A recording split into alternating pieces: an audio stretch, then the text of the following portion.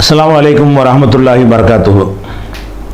அன்பிற்குரிய சகோதர சகோதரிகளே, ஒரு முக்கியமான சர்ச்சை 2 நாட்களாக சமூக வலைதளங்களிலே ஓடிக்கொண்டிருக்கிற காரணத்தினால் மார்க்க ரீதியான ஒரு சர்ச்சை, அது குறித்து தெளிவுபடுத்துவதற்காகத்தான் இந்த பதிவை வெளியிடுகிறோம். அதாவது, நம்ம லைலத்துல் கத்ர் இரவில் அல்லாஹும்ம இன்னக அஃபுவுன் துஹிப்புல் அஃப்வ ஃபஃபு அன்னி, இறைவா நீ மன்னிப்பவனாக இருக்கிறாய், மன்னிப்பை விரும்பக்கூடியவனாக இருக்கிறாய், என்னை மன்னித்து விடுவாயாக.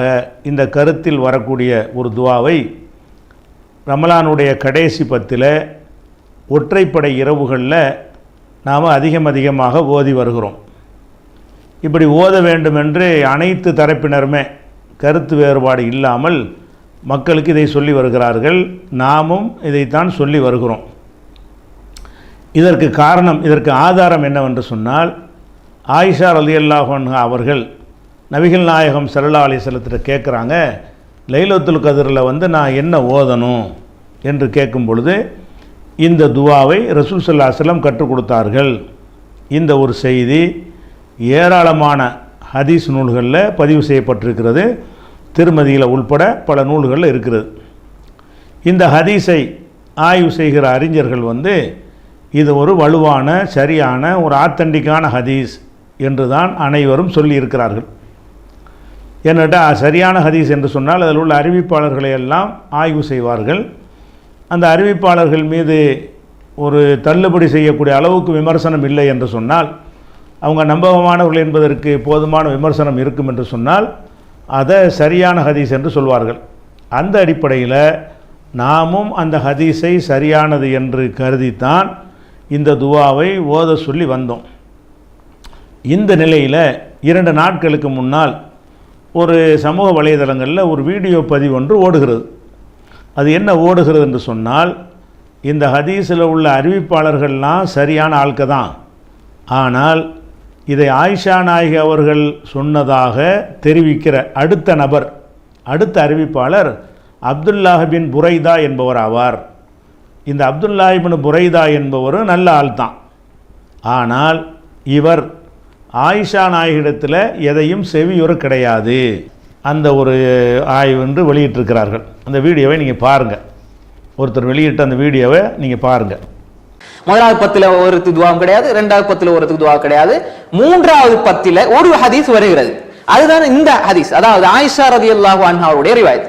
ஆயிஷா ரலியல்லாஹு அன்ஹா ரிவாயத்தை பொறுத்தவரையில, யா ரசூலுல்லாஹ், ரசூல் ஸல்லல்லாஹு அலைஹி வஸல்லம் கேட்கிறாங்க, அதாவது நான் லைலத்துல் கத்ர் இதுதான் என்று நான் அறிந்தால் என்ன துவாவை நான் ஓத வேண்டும்? லைலத்துல் கத்ர் இந்த நாள் தான் லைலத்துல் கத்ர் என்று நான் அறிந்தால் எந்த துவாவை ஓத வேண்டும் என்று ஆயிஷா ரலியல்லாஹு அன்ஹா யார்ட்ட கேட்கிறாங்க? ரசூல் ஸல்லல்லாஹு அலைஹி வஸல்லம் கேட்கிறாங்க. அப்ப ரசூல் ஸல்லல்லாஹு அலைஹி வஸல்லம் சொன்னாங்க, அல்லாஹும்ம இன்னக அஃபுவுன் துஹிப்புல் அஃப்வ ஃபஅஃபு அன்னி. யா அல்லாஹ், இன்னக அஃபு, நீ மன்னிக்க கூடியவன், அதிகமாக மன்னிக்க கூடியவன், துஹிப்புல் அஃப்வ, மன்னிப்பை விரும்பி மன்னிக்க கூடியவன், எனவே என்னை மன்னித்து விடு என்று சொல்லி இந்த துஆவை சொல்லி கொடுக்குறாங்க. இந்த ஹதீஸை பொறுத்தவரையிலே இது திருமிதியில வருது. இந்த ஹதீஸுடைய அறிவிப்பாளர் வரிசை கஹ்மஸ் இப்னுல் ஹசன் அல் பஸரி, கஹ்மஸ் இப்னுல் ஹசன் அல் பஸரி அன் அப்துல்லாஹ் இப்னு புரைதா அன் ஆயிஷா ரலியல்லாஹு அன்ஹா அன் நபி ஸல்லல்லாஹு அலைஹி வஸல்லம். இதான் வருது திருமதியில வரக்கூடிய செய்தி. இந்த ஹதீஸை பொறுத்தவரையில நம்ம இப்ப அறிவிப்பாளர் வரிசை சொன்னேன், கஹ்மஸ் இப்னுல் ஹசன் அல் பஸரி அன் அப்துல்லாஹ் இப்னு புரைதா அன் ஆயிஷா. இமாம் திருமதி எழுதுறாங்க, ஏனைய நிறைய கிரந்தங்கள்ல இந்த ஹதீஸ் வருது. இப்ப இந்த இடத்துல இமாம் தாரகுத்னி, பைஹகி போன்றவங்க, தாரகுத்னி மிகப்பெரிய அறிஞர், இமாம் தாரகுத்னி பைஹகியும் சொல்றாங்க, இந்த அப்துல்லாஹ் இப்னு புரைதா என்பவர் ஆயிஷா ரலியல்லாஹு அன்ஹாவிடத்துல இருந்து எதையுமே கேட்கவில்லை, ஹதீஸை கேட்க இல்லை. அப்ப ஹதீஸை கேட்க இல்லை அறிவிச்சா என்ன அர்த்தம் என்றால், அதுல இன்கிதா, ஹதீஸ் முன்கத்தியா மாறிடும், பலவிதமான ஹதீஸா மாறிடும். அவ்வளவுதானே? இது ஒரு செய்தி. இமாம் தாரகுத்னியும் பைஹகியும் சொல்றாங்க, இதுதான் முக்கியமான பிரச்சனை. ஏன் அப்துல்லாஹ் இப்னு புரைதா ஆயிஷா ரலியல்லாஹு கேட்க இல்லை, இப்ப இன்னொரு விஷயம் வரும். ரைட், அப்துல்லாஹ் இப்னு புரைதா கேட்டாரா கேட்க இல்லையா என்பதை நம்ம எப்படி அளக்கிறது என்றா, இப்ப அப்துல்லாஹ் இப்னு புரைதா எப்ப பிறகுறாங்க? ஹிஜ்ரி 15. ஆயிஷா ரலியல்லாஹு எப்ப வஃபாத் ஆறாங்க? ஹிஜ்ரி 57. ஆனால் ஆயிஷா ரலியல்லாஹு அன்ஹா அவங்க இடத்துல கேட்கறதுக்கு வாய்ப்பு இருக்குதாண்டா? வாய்ப்பு இருக்குது. இப்ப இமாம் புகாரிக்கும் முஸ்லிமுக்கு இடையில 2 ஷரத்து வித்தியாசப்படும். 2 பேருக்கு மத்தியில ஒரு ஷரத்துல வித்தியாசம் இருக்கிறது. ஒன்று, இப்ப அதாவது ஒரு காலத்துல சமகாலத்துல 2 பேர் வாழ்ந்திருக்கிறார்கள். உதாரணமாக நானும் நீங்களும் வாழ்ந்திருக்கிறோம். இப்ப நீங்க என்ன சந்திச்சீங்க, என்ற படிச்சீங்க, நீங்க என்ன சந்திச்சீங்க, ஒரே காலத்துல வாழ்தல், என்னை சந்தித்தல் என்ற ரெண்டும் இருந்தா தான் உங்களோட ஹதீஸ் என்ன தொட்டு ஏற்றுக்கொள்ளப்படும். இமாம் புகாரியுடைய ஷரத் நிபந்தனை. இமாம் முஸ்லிமுடைய நிபந்தனை என்னென்றால், நீங்க என்னோட ஒரே காலத்துல வாழ்ந்தா போதும், சந்திச்சோ சந்திக்கலையோ அது இடம்பாடு இருந்தா போதும். இப்ப இந்த இடத்துல இமாம் முஸ்லிமுடைய விதியின் அடிப்படையிலே இந்த ஹதீஸை சிலர் சஹீஹ்னு சொல்றாங்க. ஆனால் இமாம் முஸ்லிம் அவருடைய முன்னுரையில சொல்லும் பொழுது இந்த நிபந்தனை எப்ப செல்லுபடியாமண்டா, நம்ப தகுந்த ஒரு அறிஞர் இவங்க சந்திக்கவில்லை என்று சொல்லக்கூடாது. யாராவது ஒரு மறுத்திருக்கிறார், உதாரணமாக தாஜுதீன் என்பவர் முஃபாரிஸை சந்திக்கவில்லை என்று ஒரு மறுத்துட்டா, நீங்க ஒரே காலத்துல வாழ்ந்தால் நீங்க சந்திக்க இல்லை, அது உறுதியாகிவிட்டது. அப்ப நம்ம தகுந்த ஹாஃபில் சொன்னால் இப்ப இந்த இடத்துல அந்த ரிவாயத்தை ஏற்றுக்கொள்ளப்படாது. இமாம் புகாரியினுடைய விதியின் அடிப்படை, இமாம் முஸ்லிமினுடைய விதியின் அடிப்படையில இப்ப இந்த ஹதீஸை பார்க்கின்ற பொழுது இமாம் தாரகுத்னியும் பைஹகியும் சொல்றாங்க, அப்துல்லாஹ் இப்னு புரைதா ஆயிஷாவிடம் இருந்து கேட்கவில்லை என்று தெளிவா சொல்லிட்டாங்க. அப்ப என்ன அர்த்தம் இங்க? எனவே ஏனென்றால் அப்துல்லாஹ் இப்னு புரைதா சமரத் இப்னு ஜுந்துப் அறிவிச்சிருக்கிறார், அப்துல்லாஹ் இப்னு முகஃபல் இந்த ஹதீஸ் அறிவிச்சிருக்கிறார். ஆனா ஆயிஷா இந்த அறிவிக்கும் பொழுது புகாரியினுடைய ஹதீஸ்ல இடையில ஒரு ஆளை கொண்டு வரார். அன் அப்துல்லாஹ் இப்னு புரைதா அன் யஹ்யா இப்னு யஅமர், அன் யஹ்யா இப்னு யஅமர் அன் ஆயிஷா. அப்ப யஹ்யா இப்னு யஅமர் ஏன் கொண்டு வராங்க? அப்ப எனவே ஆயிஷாவை சந்திக்கவில்லை என்பதையும் இந்த எந்த ஹதீஸ்னா, கொள்ளை நோய் பரவுகின்ற பொழுது யார் ஊர்ல பொறுமையோடு இருப்பார் அவருக்கு உயிர் தியாகியினுடைய கூலி கொடுக்கப்படும் இந்த ஹதீஸ் தான் அப்துல்லாஹ் இப்னு புரைதா அன் யஹ்யா இப்னு யஅமர் அன் ஆயிஷா. எனவே இந்த ஹதீஸையும் வச்சு இந்த ஹதீஸ் லைஃப் என்று சொல்லக்கூடியவர்கள் ஆயிஷா ரலியல்லாஹு அன்ஹா இவங்க சந்திக்க இல்ல, இடையில ஒரு துணை, இடையில ஒரு வாசித்தா, அதாவது இடையில ஒரு ஆள் வாராரு யஹ்யா இப்னு யஅமர் வச்சு அந்த ஹதீஸ் புகாரில இமாம் புகாரி அந்த ஹதீஸ் அறிவிச்சிருக்காங்க, இமாம் முஸ்லிமும் இவருடைய எந்த ஹதீஸும் அறிவிக்க இல்ல, இமாம் புகாரியும் அறிவிக்க இல்ல. எனவே இவர் ஆயிஷா ரலியல்லாஹு அன்ஹாவை சந்திக்க இல்ல. ஏன்னா இவங்க ஆயிஷா ரலியல்லாஹு மதீனாவுல இருந்தாங்க, இவர் சிறுபிராயத்துல அவங்களோட வாப்பா சுலைமான் இப்னு புரைதாவையும் அப்துல்லாஹ் இப்னு புரைதாவையும் புரைதா என்ன செஞ்சிட்டாருன்னா மரு என்ற இடத்துக்கு கூட்டிட்டு போயிட்டாரு. அப்ப எனவே இந்த இடத்துல அவங்க வேற இடத்துல வாழ்ந்திருக்கிறார்கள், சந்திக்க வாய்ப்பில்லை என்ற செய்தி இமாம் தாரகுத்னி சொல்ற அடிப்படையில இத ஹதீஸ் லைஃப் என்று இமாம் தாரகுத்னி சொல்றாங்க, பைஹகி சொல்றாங்க. அதே மாதிரி நவீன கால அறிஞர்கள் முக்பில் பின் ஹாதி அல் வாதி சொல்றாங்க. இந்த ஹதீஸ் ஆரம்பத்தில் அல்பானி ரஹ்மத்துல்லாஹி அலைஹி என்ன செஞ்சாங்க, இது லைஃப் என்று சொன்னாங்க. பிறகு சஹீஹ், இப்ப அவருடைய கடைசியான நிலைப்பாடு சஹீஹ் தான். அல்பானியுடைய கருத்து சஹீஹ், அதே மாதிரி இமாம் நவவியுடைய கருத்து சஹீஹ், அதே மாதிரி இப்னு கைம் அல் ஜௌசியாவுடைய கருத்து சஹீஹ். அப்ப எனவே இப்படியான ஒரு சில ஹாக்கிம் திருமிதியுடைய கருத்து சஹீஹ். அப்ப எனவே இங்க சஹீஹ் என்று சொல்லக்கூடியவர்கள் சொல்றாங்க, தாரகுத்னியும் பைஹகியும் இவர் சந்திக்கையில் என்று சொல்றது எப்படி இது அவங்க எப்படி இதை உணர்ந்து கொண்டாங்க, அறிந்து கொண்டாங்க? ஏனென்றால் சமரத் இப்னு ஜுந்துபத்தோட ஹதீஸ் அறிவிச்சிருக்கிறார், அப்துல்லாஹ் இப்னு முகஃபல் ஆயிஷா ரலியல்லாஹு அன்ஹா வஃபாத் அதே அவருடைய தந்தை வஃபாத்தான அந்த தந்தையத்தோட ஹதீஸ் அறிவிச்சிருக்கிறார். அதே மாதிரி ஆயிஷா ரலியல்லாஹு வஃபாத்துக்கு பின்னால் ஒரு வருஷத்துக்கு பிறகு வஃபாத்தான சமரத் இப்னு ஜுந்துப் இந்த ஹதீஸ் அறிவிச்சிருக்கிறார். அப்படி இருக்கும்போது ஆயிஷாட்ட மட்டும் சந்திக்க இல்ல என்கிறது எப்படி முடிவெடுப்பாங்க என்ற நிலைப்பாட்டிலே இமாம் திருமிதி, ஹாக்கிம், அல்பானி போன்றவங்க சஹீஹ் என்று சொல்றாங்க. அப்ப எனவே ரெண்டு பக்கத்தை பார்த்தால் நியாயமான விஷயங்கள் இருக்கிறது. இவங்க சொல்றது என்னன்னா சந்திச்சிருப்பாங்க ஏன்னா நியாயமான காரணங்கள் இருக்கு. சில பொழுது பிரயாணத்துல இருப்பாங்க, சந்திச்சிருப்பாங்க என்ற காரணத்தை சொல்றாங்க. இவங்க சொல்றாங்க சந்திச்சிருக்க முடியாது என்ற காரணத்தை சொல்றாங்க. எனவே ரெண்டு பக்கத்திலையும் சஹீஹ் என்று சொல்றவங்க நிலைப்பாடும் சரியானது, லைஃப் என்று சொல்றவங்களுடைய நிலைப்பாடு சரியானது. ஆனால் என்னுடைய நிலைப்பாடு என்று சொன்னால், இதை எவ்வளவு ஆய்வு செஞ்சு பார்த்தாலும் இமாம் முஸ்லிமினுடைய விதியின் அடிப்படை, இமாம் புகாரியினுடைய விதியின் அடிப்படையிலே நாம் பார்க்கின்ற பொழுது இமாம் முஸ்லிம் தெளிவாக சொன்ன அடிப்படையிலே இந்த ஹதீஸ் பலவீனமானது. ஏனென்றால் இவர் இமாம் ஒரு ஹாஃபில், இமாம் தாரகுத்னி யாருன்னு எல்லாருக்கும் தெரியும். இமாம் தாரகுத்னி எவ்வளவு பெரிய ஒரு ஹாஃபில், அதே மாதிரி இமாம் பைஹகி எவ்வளவு பெரிய அறிஞர் என்பது தெரியும். அவங்க ரெண்டு பேரும் ஒன்றை மறுத்தால் தெளிவாக வெளிப்படையாக சொன்னால் அதை மறுக்கிறதுக்கு நமக்கு எந்த ஒரு நியாயமான காரணம் இல்லாம சும்மா மனோச்சியின் அடிப்படையில் சொல்ல முடியாது. எனவே என்னுடைய நிலைப்பாடு பலவீனமானது. ஒருவர் இந்த துஆவை இது மிக பலவீனமானது என்று சொல்ல முடியாது. எனவே இதை ஓதுறது தப்பு கிடையாது. ஏனால் இந்த செய்தி அல்பானி ரஹிமஹுல்லாஹ் கருத்து முரண்பாட்டுக்குரிய ஒரு விஷயம் என்பதனால ஒரு ஓதினால் தப்பு கிடையாது. மாற்றமாக இது பெரிய சுன்னா, இது கண்டிப்பா இது செய்யணும் என்ற எண்ணத்தில் அல்ல, நல்ல கருத்தின் அடிப்படையில் நம்ம துஆ ஓதலாம். ஆனால் என்னுடைய நிலைப்பாடு நான் அறிந்து கொண்ட வகையில் இது பலம் என்ற எல்லைக்குள்ள கொண்டு வர முடியாது. அப்படி கொண்டு வந்தால் நிறைய ஹதீஸ்ல சஹீஹாக்க வேண்டி வரும். என்ன தெளிவாக தெரியுது. இப்ப நீங்க சந்திக்க இல்லை என்பது ஒரு ஹாஃபிஸ் சொல்லிட்டாரு. இப்ப நீங்க வாழ்ந்து நீங்க ஒத்தருமே ஒன்று சொல்ல இல்லை, உதாரணமாக வந்து ஒரு தாரகுத்னியோ பைஹக்கியோ தாஜுதீன் இவரும் சந்திக்க இல்லை என்று சொல்லி ஒன்றை சொல்லாம நான் 2 பேரும் வாழ்ந்திருந்தா ஹதீஸ் சஹீஹ் ஆயிரும். ஆனா அவங்க சொல்லிட்டாங்க. எனவே அவங்க யார் 2 பேரும் மிகப்பெரிய ஹுஃபாதுகள். எனவே அந்த அடிப்படையில் இந்த ஹதீஸ்ல பலவீனம் இருக்கிறது. ஆனால் நம்ம ஓதுறதுல தப்பு கிடையாது. அது இமாம் அல்பானி, அது மாதிரி நான் சொன்ன இப்னு கைம் அல் ஜௌஸியா, அது மாதிரி இமாம் நவவி போன்ற அறிஞருடைய கருத்தின் அடிப்படையில் நம்ம என்ன செய்யலாம், எடுத்துக்கொள்ளலாம் என்பதுதான் இந்த ஹதீஸினுடைய நிலைப்பாடு. 2க்குமே இடம்பாடு இருக்கிறது. ஒரு படி மேல நம்முடைய நிலைப்பாட்டை நாம் சொல்லியிருக்கிறோம். ஆனால் ஒரு அறிவிப்பாளர் தனக்கு முந்தைய அறிவிப்பாளரிடம் எதையும் செவியுற்றது இல்லை என்று உறுதியானால் அப்போ இடையில் ஒரு அறிவிப்பாளர் விடுபட்டு இருக்கிறார்னு ஆகிவிடும். அறிவிப்பாளர் விடுபட்டு இருந்தால் அது பலவீனமான ஹதீஸ் பட்டியலில் சேர்ந்துவிடும். இவங்க சொல்லக்கூடிய காரணம் சரியாக இருக்கும் என்று சொன்னால், அதாவது அப்துல்லா இப்னு புரைதாங்கிற அந்த தாபி என்பவர் ஆயிஷா நாயிடத்தில் ஒன்றையும் கேட்டது கிடையாது அப்படின்னு சொல்வது மெய்யாக இருக்கும் என்று சொன்னால் அப்போ அது பலவீனம்தான், அறிவிப்பாளர் விடுபட்டு இருக்கிறது உண்மைதான் ஆகிவிடும். ஆனால் இந்த விமர்சனம் உண்மையா என்று கேட்டால் இது ஹதீஸ் கலையை சரியாக அறியாமல் மேம்போக்காக பார்க்கிற காரணத்தினால் இப்படி ஒரு வாதத்தை முன்வைத்திருக்கிறார்கள். என்ன முன்வைத்திருக்கிறார்கள் என்று கேட்டால், ஆயிஷா நாயிடத்தில் அப்துல்லா இப்னு புரைதா என்பவர் இதையும் செவியுறவில்லை அப்படின்னு சொன்னது யார் என்று பார்த்தீங்கன்னா தாரகுத்னி அவர்கள் இதை சொல்லியிருக்கிறதாக சொல்கிறாங்க. தாரகுத்னி சொல்லித்தான் இருக்கிறார். தாரகுத்னிங்கிறவர் என்ன செய்கிறாரு, இந்த ஹதீஸை ஆய்வு செய்யும் பொழுது இந்த ஹதீஸில் அப்துல்லா இப்னு புரைதா வர்றாரு, இவருக்கு அடுத்து ஆயிஷா நாயிட்ட அறிவிக்கிறாரு, ஆயிஷா நாயிடத்தில் இவரும் செவியுற்றது இல்லை அப்படின்னு தாரகுத்னி சொல்கிறார். இந்த தாரகுத்னி சொல்கிற அந்த விஷயம் உண்மை என்று இருந்தால் நம்ம ஏற்றுக்கொள்ள வேண்டும். இந்த தாரகுத்னி சொல்வதற்கு செவியுறவில்லை என்று எதை வச்சு சொல்கிறார்? இவருடைய காலம் ஹிஜ்ரி 385. 385 வரக்கூடிய ஒருத்தர், அவருடைய காலம் என்ன? ஆயிஷா நாயுடைய காலத்தை எடுத்துக்கிட்டிங்கன்னா ஹிஜ்ரி 58 மூத்தா போயிடுறாங்க. அப்போ இவருடைய காலத்தை எடுத்துனா 330 வருஷம் ஆகுது. 330 வருஷத்துக்கு பிந்தி வரக்கூடியவர். ஆயிஷா நாயகியுடைய காலத்திற்கு 330 வருஷத்துக்கு பிறகு வந்த ஒரு அறிஞர் சொல்லுகிறாரு, இவர் ஆயிஷா நாயிடத்தில் எதுவும் கேட்டது இல்லை. இப்படி சொல்வதாக இருந்தால் இவர் எந்த அடிப்படையில் சொல்லணும்? அதுக்குரிய ரீசன், செவியுற இல்லைன்னு சொல்வதாக இருந்தால் அதுக்கு ரீசன் இருக்கணும்ல. அந்த ரீசன் என்ன சொல்லியிருக்கிறார்? செவியுறவில்லைன்னு சொன்னால் உடனே ஏற்றுக்கிறதா? பெரிய மேதையாகவே இருக்கட்டுமே. மேதைகளாக இந்த தாரகுத்னி அவர்களே பெரிய பெரிய மேதைகள் சொன்னதுக்கெல்லாம் கவுண்டர் கொடுத்து பெரிய பெரிய இமாம்கள் நம்பகமானவர்னு சொன்னால் இவர் நம்பிக்கை இல்லைம்பார். அதுக்கே நூல்கள் எழுதியிருக்காரு. நம்பிக்கை இல்லைன்னு சொன்ன ஆளுக்கெல்லாம் தப்பு சமிக்கான ஆள் தான் பாரு.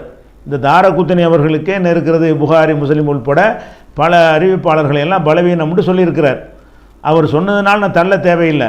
அவர் சொன்ன விமர்சனத்துக்கெல்லாம் இப்னு ஹஜர் அவர்கள் இவர் தப்பாக சொல்லிட்டாருன்னு ஒன்றுக்கு ஆன்சர் பண்ணியிருக்கிறாங்க. அதனால் தாரகுத்னி சொன்னால் தப்பாக இருக்கும் ரைட்டாக இருக்கும் முடிவுக்கு வர வேணாம். அவர் என்ன அடிப்படையில் இதை சொல்கிறார், இப்படி சொல்வதற்கு அவர் வைத்திருக்கிற சான்று என்ன, அது பார்க்கணும்ல. இப்போ ஒருவரை செவியுற்றதில்லை என்று சொல்வதாக இருந்தால் அவங்க 2 பேருக்கு மத்தியில் காலத்தால் பெரிய வேறுபாடு இருக்கணும். அதாவது ஆயிஷா நாயகி பிறந்த பிறகு மரணித்த பிறகுதான் இந்த அப்துல்லா இப்னு புரைதா என்பவர் என்ன செய்யணும், ஹதீஸ் கேட்கக்கூடிய ஒரு வயசுக்கு வந்திருக்கணும். அப்படி இருந்துச்சுன்னு சொன்னால் ஆயிஷா நாயகி மூத்தா போகும்போதே இவருக்கு 10 வயசு தான். இவர் எப்படி ஆயிஷா நாயிட்ட கேட்டிருப்பார்? அது ஆயிஷா நாயகி மூத்தா போகும்போது இவருக்கு 5 வயசு. இவர் எப்படி ஆயிஷா நாயிட்ட கேட்டிருப்பார்? அல்லது ஆயிஷா நாயகி மூத்தா போகும்போது இவர் பிறக்கவே இல்லை, எப்படி கேட்டிருப்பார்? இது ரீசன். கேட்கலன்னு சொல்வதாக இருந்தால் என்ன இருக்குன்னு அதுக்கு ஏற்கத்தக்க ஒரு ரீசனை சொன்னால் தான் யார் சொன்னாலும் ஏற்றுக்கணும். எந்த ஒரு ஹதீஸ் கலை மேதை இருந்தாலும் சரி, ஒரு குறை சொல்வார்கள்னு சொன்னால் இவர் சரியில்லை அப்படின்னு மொட்டையாக சொன்னால் ஏற்றுக்கிற மாட்டேன். ஏன் சரியில்லை, அதுக்கு அந்த சொன்ன ஆள் யார் அப்படிங்கிற விவரத்தையெல்லாம் சொன்னால் தான் ஏற்றுக்குருவோம்.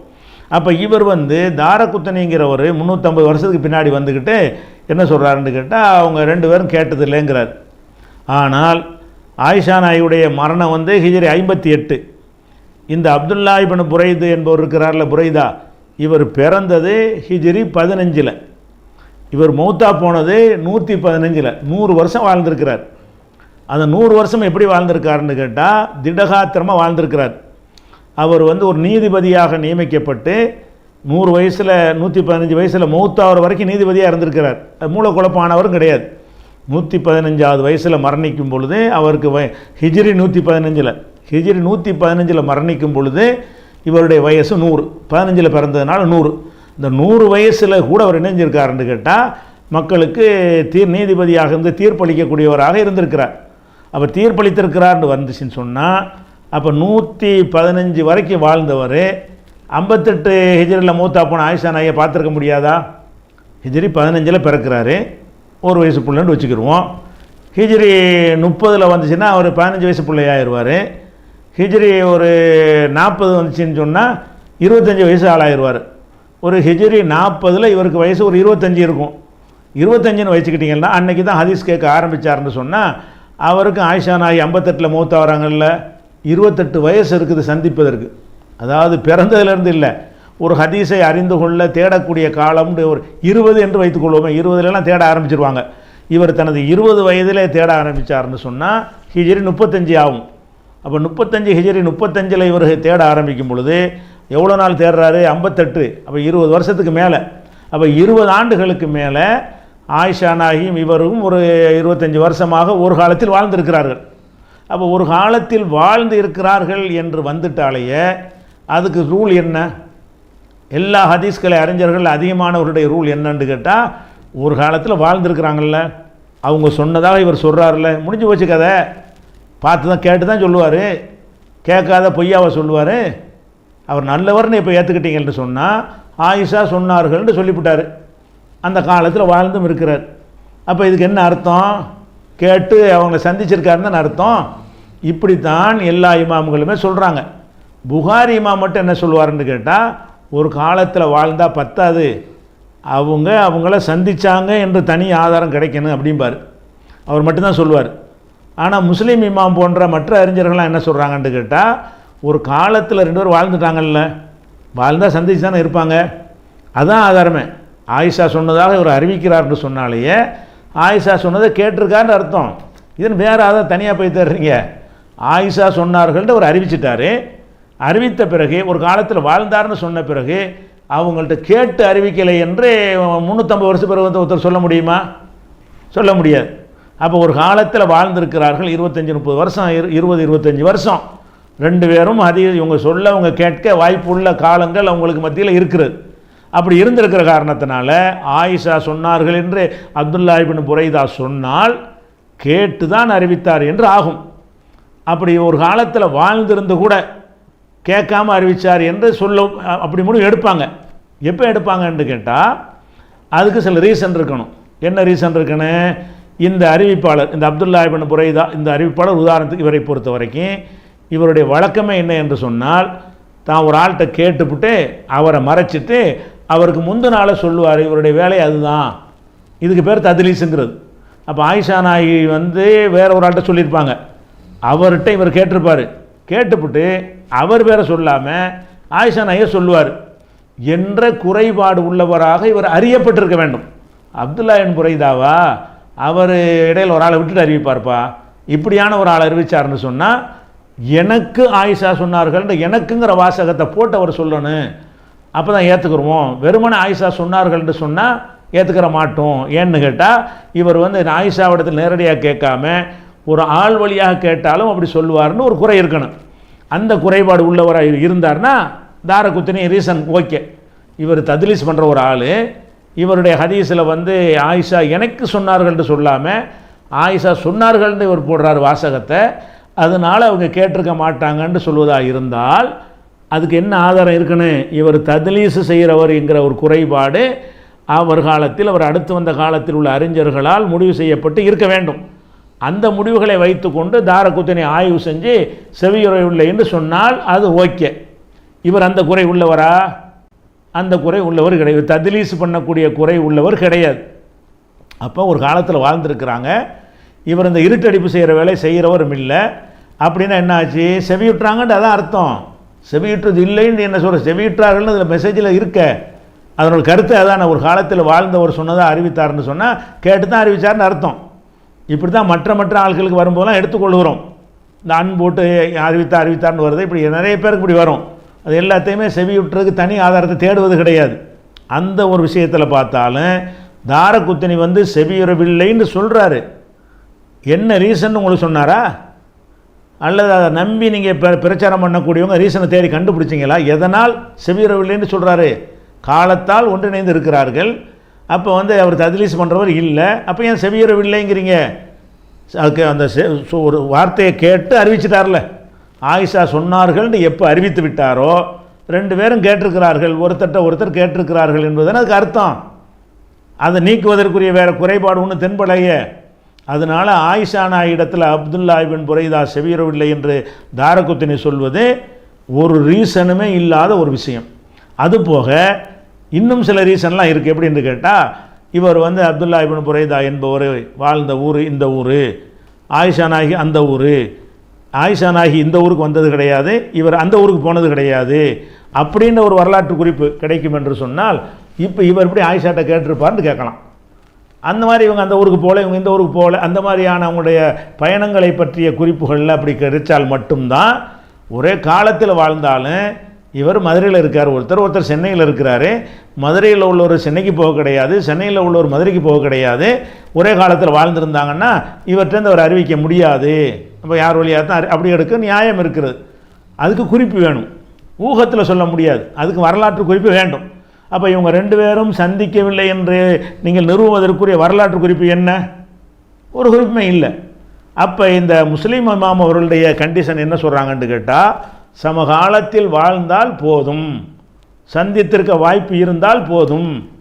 ஆனால் அந்த ராவி எப்படி இருக்கக்கூடாது என்று கேட்டால், இந்த தத்லீஸ், அதை இருட்டடிப்பு முன் அறிவிப்பாளரை விட்டுவிட்டு அதுக்கு முந்தின அறிவிப்பாளரை சொல்லக்கூடிய ஒரு குறைபாடு உள்ளவராக இருக்கக்கூடாது.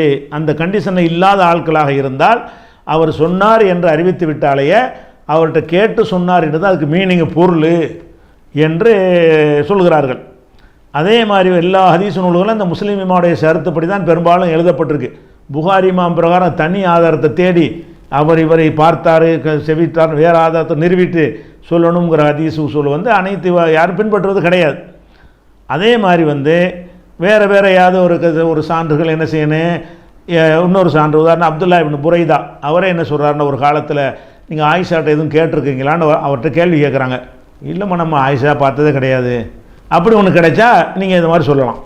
தாரகுத்தினி வந்து அப்படி ஏதாவது ஆதாரத்தை வைக்கணும். எப்படி ஆயிஷா நாயகி ஒரு ஆள்கிட்ட இப்படி சொல்லியிருக்கிறாங்க, அல்ல அப்துல்லா இப்னு புரைதாட்ட கேட்கும் பொழுது நான் ஆயிஷாவை பார்த்ததில்லைன்னு சொன்னார், அப்படி சொல்லி இருக்கும் பொழுது இந்த இப்படி சொன்னார் என்று சொன்னால் அப்போ இவர் கேட்கல. அப்படி என்ன ஆதாரத்தை தாரகுத்தினி காட்டி விட்டார்? காட்டலை. அல்லது ஆயிஷா நாயகி சொன்னதாக உங்களுக்கு அப்துல்லா இப்னு புரைதா தெரியுமா? எனக்கு அப்படிலாம் யாரும் தெரியாது, அப்படி சொன்னார்னு ஒரு அறிவிப்பாளர் தொடர் இவர்கிட்ட கிடைச்சின்னு சொன்னால் அதை வச்சு கேட்கலன்னு முடிவு பண்ணலாம். இல்லைன்னா வகையில் முடிவு பண்ணுவாரா? 355 வருஷத்துக்கு பிறகு வந்துக்கிட்டு இவர் சொன்னார்னு இவர் அறிவிக்கிறாரு, இல்லை இவர் சொல்லலைங்கிறார் இவர். அப்போ தாரகுத்தினி சொல்வதாக இருந்தால் அப்படி சொல்லலாம், 350 வருஷத்துக்கு பிறகு சொல்லக்கூடாதுன்னு இல்லை. அதுக்கு ரீசன் என்ன? தாரகுத்தினி சொன்னாருங்கிற ரீசனா? ஹதீஸ்கள் அப்படி இருக்குதா? எந்த ஒரு இமாம் ஒரு விமர்சனம் செஞ்சாலும் அந்த ஜர்ஹ் அந்த குறைபாடு வந்து முஃபஸ்ஸரா தெளிவுபடுத்தப்பட்டு இருக்கணுமா இல்லையா? என்னத்தினால சந்திக்கலைங்கிறீங்க, என்னத்தினால கேட்கலன்னு சொல்கிறீங்க? வகையில் வந்துச்சு அவங்களுக்கு. ஒரு காலத்தில் வாழ்ந்துருக்கிறாங்க, அவர் சொன்னதாக இவர் அறிவித்து கொண்டே இருக்கிறார். பல ஹதீஸு 1-2 ஹதீஸில் நிறைய ஹதீஸ் அறிவிச்சிருக்கிறாரு. அப்போ 25-30 வருஷம் ஒரு காலத்தில் வாழ்ந்துருக்கிறாங்க. அவங்க இவங்கள்ட்ட கேட்டது இல்லைன்னா எப்படி எதை வச்சு சொல்கிறீங்க? தாரகுத்தினி சொன்ன வச்சு சொல்ல முடியுமா? அப்போ என்ன நீ தக்லீத் பண்ணுறீங்களா? இதுலையும் தாரகுத்தினி சொன்னாலும் ஏற்றுக்கிறோம், அவர் என்ன ரீசன் சொன்னார்னு தேடி பார்த்தீங்களா யாராச்சும்? அப்போ இதை வீடியோவில் பதிவு போடுறீங்க. லைலத்துல் கத்ர் நெருங்கின ஒரு நேரத்தில் கடைசி 10 நெருங்குது, ஒரு 10 நாளைக்கு முந்தைய இதை போட்டிருந்தா கூட ஆய்வு செஞ்சு அலசி மக்களுக்கு யாராவது தெளிவுபடுத்துவாங்க. நீங்கள் இன்றைக்கி தான் ஒற்றைப்பட ஆரம்பிக்குதுன்னு சொன்னோன்னே நேற்று என்ன செய்றீங்க? இதை போட்டு பரப்பி விட்டு இதை நம்பி ஓதிக்க இருந்த மக்களுக்கெல்லாம் குழப்பத்தை உண்டாக்குறீங்க. அப்போ இது ஒரு சரியான ஹதீஸ் தான். இதை தாரகுத்தினி சொன்னார் என்பது அது மட்டும் ஒரு ஆதாரம் ஆகுமா? தாரகுத்தினியுடைய விமர்சனங்கள் புகாரியே சொல்லியிருக்கட்டுமே, கேட்கல என்று சொன்னால் ஒரு காலத்தில் வாழாத ஆட்களை பற்றி சொல்லட்டும், கேட்டுக்கிறோம். ஒரு காலத்தில் வாழ்ந்து ஒரு பல வருஷங்கள் ஒன்றா இருந்திருக்கிறாங்க என்று சொல்லும் பொழுது அவற்றிருந்து இவர் கேட்கல என்று சொல்வது இது ஒரு பயங்கரமான விமர்சனமாக எடுத்துக்கொண்டு கேட்கவில்லை நீங்கள் உறுதி பண்ணி அடிப்பதாக இருந்தால் இது எப்படி? இதுதான் அறிவா? இந்த தாரகுத்தினி சொன்ன இந்த விமர்சனத்தை யாருமே கண்டுகொள்ளவில்லை, எல்லாரும் சஹீங்கிறாங்க. அப்படின்னா என்ன அர்த்தம்? அது சந்தித்து தான் இருக்கிறாங்க. சந்திக்கலைங்கிறதுக்கு ஆதாரம் இல்லைன்னா சந்திச்சாங்கன்னு தான் அர்த்தம். சந்திச்சாங்கிறது என்ன அர்த்தம்? அவர் சொன்னார்னு ஒரு வார்த்தையை எடுத்து போட்டுடுறாங்கல்ல. ஆயிஷா நாயகி சொன்னார்கள் என்று இவர் அறிவிக்கிறார். அவர் சொன்னது இவர் கேட்டார்னா சந்திச்சாங்கன்னு அர்த்தம். அவர் சொன்னார் என்று இவர் அறிவிக்கிறார்னு கேட்டால் ஒருவர் சொல்ல ஒருவர் கேட்டாருங்கிற அதுக்குள்ளே அடங்கி விட்டது. அடங்கலைன்னு சொல்வதாக இருந்தால் என்ன செய்யணும்? காலத்தால் ரெண்டு பேருக்கும் தொடர்பு இல்லை நிரூபிங்க, அல்லது ததிலீசன் நிரூபிங்க, அல்லது சந்திக்கவே இல்லை என்று வேறு வேறு புற காரணங்களை வைத்து நீங்கள் என்ன செய்யுங்க, முடிவு செய்யுங்க. அல்லது சம்மந்தப்பட்ட அந்த ரெண்டு பேராவது ஒருத்தருக்கு ஒருத்தர் சந்தித்தது இல்லைன்னு சொன்னார்கள்ங்கிற ஆதாரத்தை இருந்தால் அதை கொண்டாந்து காட்டுங்க. அப்படி ஒன்றையும் காட்டாமல் தாரகுத்தினி வந்துக்கிட்டு அவராக வந்துக்கிட்டு கேட்டதில்லைன்னா எப்படி அவர் சொல்லுவார்? எப்படி நம்ம கேட்குறது? அதுக்கு ஒரு தலீல் வேணுமா இல்லையா?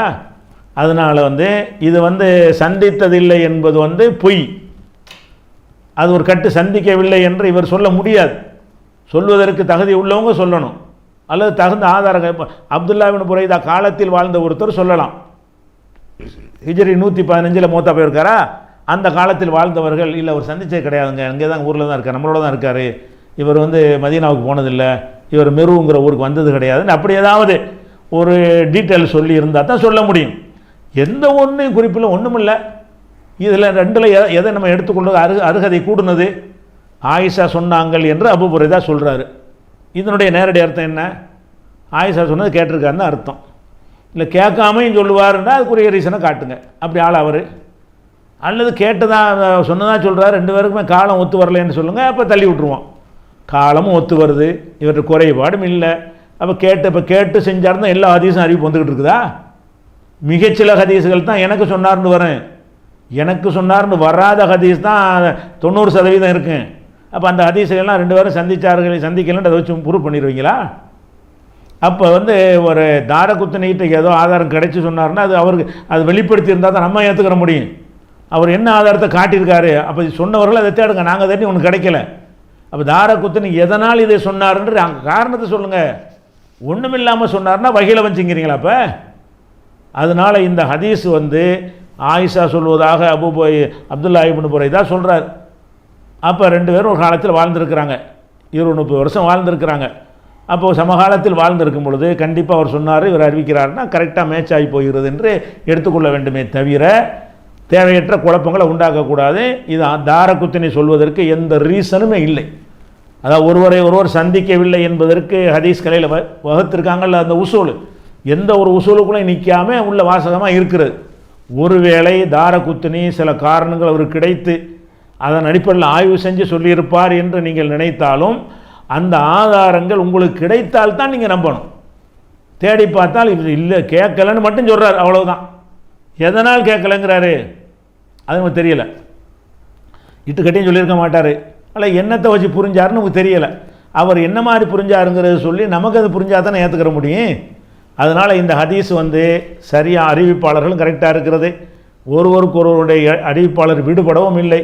விடுபட்டதாக ஒரு ஹதீஸ்களை மேதைகளும் இதை சொல்லவே இல்லை. இவரை தவிர ஒரு ஹதீஸ்களை மேதையும் சொல்லவே இல்லை. அதுபோக காலத்தால் ரொம்ப பிந்தி இருக்கக்கூடிய இவர் வந்துக்கிட்டு கேட்கவில்லை என்பது ஆதாரம் இல்லாமல் சொல்கிறார் எடுத்துக்கொண்டு அவர் சொல்லிட்டார்ல, சந்தேகம் வந்துருச்சுல, சந்தேகம் வந்துச்சு, அடிப்படையோடு உள்ள சந்தேகமாக இருக்குன்னு. இப்போ நான் திடீர்னு நானே என்ன செய்கிறேன், இந்த காலத்தில் உட்காந்துக்கிட்டு இவர் இப்னு அப்பாஸ் அப்துல் காதர் பார்க்கலான்ட்டு அவர் எடுத்துக்கிறேன். நீங்கள் அதுக்கு ரீசன் என்ன, காரணம் என்ன, அதுக்குரிய விவரம் சொல்லணுமா இல்லையா? அப்போ தாரகுத்தினி சொன்னார் என்பது பெரிய விவரமா? அப்போ என்ன செய்யணும், அப்போ நான் புகாரி மீது பல ஹதீஸுகள்லாம் இட்டுக்கட்டப்பட்டதுங்கிற லெவல் ரேஞ்சுக்கு அவர் தாரகுத்தினி விமர்சனம் பண்ணி புஸ்தகம் போட்டிருக்காரு. அப்போ எல்லாத்தையும் ஏற்றுக்கிறீங்களா நீங்கள்? அவர் தெரிஞ்ச வகையில் சொல்கிறாரு, தப்பாக விளங்கிட்டு சொல்கிறாருன்னு சொல்லி பிந்தி அறிஞர்கள் தாரகுத்தினி கவுண்டர் கொடுத்துருக்குறாங்களே. அதனால் தாரகுத்தினி ஒரு நல்ல ஒரு ஆய்வாளர் தான், அதெல்லாம் மாற்றுக்கருத்து இல்லை. அவர் புகாரியாக இருந்தாலும் முஸ்லீமாக இருந்தாலும் இவர் நான் சுதந்திரமாக தான் ஆய்வு செய்வேன்ட்டு அந்த உணர்வையெல்லாம் நம்ம மதிக்கத்தான் வேண்டும்.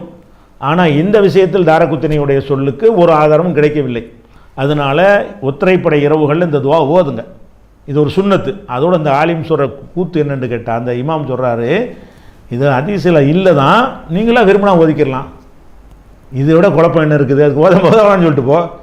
அப்போ நம்ம விரும்பினா ஓதிக்கலாமா? இப்போ வணக்க வழிபாடுகளில் திக்கர்கள் அப்படி செய்யலாமா? அந்த ஆள் எப்படி வழிகாட்டுறாரு உங்களுக்கு? ஹதீஸ் இல்லை தான், ஆனால் நீங்களாம் விரும்பி நல்லது நினச்சி ஓதிட்டு போங்க. அதுக்கு பிறகு தானடா பிதத்து. நீ இல்லைங்கிறத உன் கருத்தாக இருந்தால் ஓதக்கூடாதுன்னு சொல்ல வேண்டும். அதுவும் பயம், மக்கள் ஓதிக்கிட்டு இருக்கிற சொன்னால் எதிர்ப்பு வந்துடுமே, நீங்களா ஒதுக்கிருங்க நீ யார்? நீ ரசூல்லாவா? அல்லாஹ்வுடைய ரசூல் சொன்னார்கள்ன்ற சொன்னால் மட்டும்தான் ஓத சொல்லணும். சொல்லலைன்னா, சொல்கிறதுக்கு ஆதாரம் கிடைக்கலன்னா, பலவீனம்னா விட்டுரு. அதை ஓதுவது ஆதாரமற்றது, செய்யாதீங்கன்னு சொல்லணும். இவர் என்ன செய்கிறாரு? செய்யுங்கிறாரு, செய்ய வேணாம். அது சொல்லும்போது உழப்புறாரு. இப்படின்னு சொல்லியிருக்கிறார்கள், அப்படின்னு சொல்லியிருக்கிறார்கள், அவர்கள் இப்படி சொல்கிறார்கள், நாங்கள் எப்படி சொல்கிறோம், எனக்கு இப்படி தோணுகிறதுன்னு சொல்லி அதை சொல்லுவதற்கு பலவீனம்னு அடித்து நெத்தடி மாதிரி சொல்லு அப்படின்னு சொல்ல தெரியலை. பலவீனம்னு சொல்லி முடிச்சுவிட்டு, என் கருத்து அதுதான் சொல்லி முடிச்சுவிட்டு அப்புறம் என்ன செய்கிறாரு? இருந்தாலும் நீங்கள் ஓதனா ஒதுக்கிருங்க, அப்போ நம்மளை உண்டாக்கிடலாம் இபாதத்துகளை. அப்படியா? அதனால் நீங்கள் அல்லாஹும்ம இன்னக அஃபூன் துஹிப்புல் அஃப்வ என்பதை அதிகம் ஒற்றைப்படை இரவுகளில் ஓதுங்கள். அது ரசூலுல்லாஹ் சொன்ன செய்தி தான், அது ஆத்தன்டிக்கான செய்தி தான், அதில் மாற்று கருத்து இல்லை. இந்த மாதிரி ஒரு பரவுறதுனால இதை ஒரு பதிவாக போடுகிறோம். அஸ்ஸலாமு அலைக்கும்.